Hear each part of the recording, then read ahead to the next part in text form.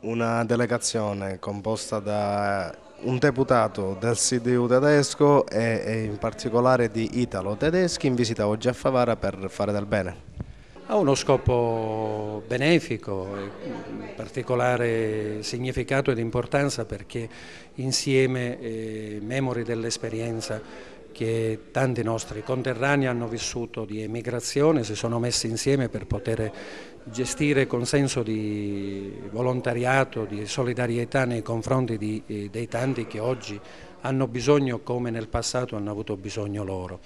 Quindi c'è stato uno scambio culturale, uno scambio di idee, di amicizia direi.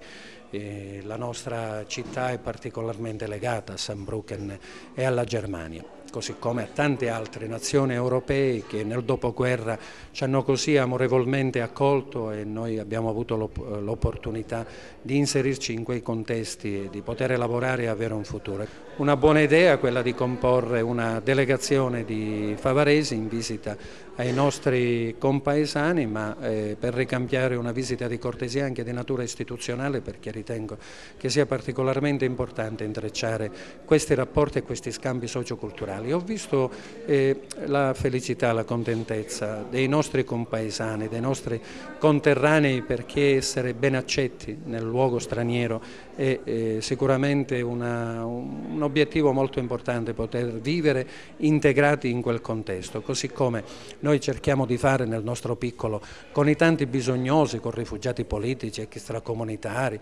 tantissime persone che vengono non soltanto dall'Europa ma anche da altri continenti. Noi abbiamo cinesi, abbiamo asiatici, abbiamo tante persone che vivono a Favara, si sono inseriti bene, parlano bene di noi perché li abbiamo accolti, siamo in questo senso orgogliosi di essere una città aperta, solidale, verso i bisognosi, verso quelli che vengono da fuori. La doppia importanza, oltre per l'apporto di questo scambio culturale, questo scambio di storia, di riconoscenza reciproca, appunto l'aspetto solidale. Infatti questa associazione che opera nel territorio tedesco oggi viene qui a visitare la nostra città attraverso le loro attività che bene hanno spiegato anche in maniera culturale molto particolari, raccolgono dei fondi per poter fare del bene alle persone disagiate del loro territorio ed oggi riconoscono questa cultura che nel tempo c'è stata e vogliono riportare qui in questo scambio veramente di ampie culture nella nostra Favara. Quindi le ringraziamo di cuore per la loro presenza, per questo momento arricchente e per questo importante gesto di solidarietà che fanno alla nostra città. Un'associazione italo-tedesca, un pensiero rivolto alle nostre famiglie bisognose, un gesto molto importante. Che dire a questi signori? Ringraziarli di cuore da parte di tutto il Paese.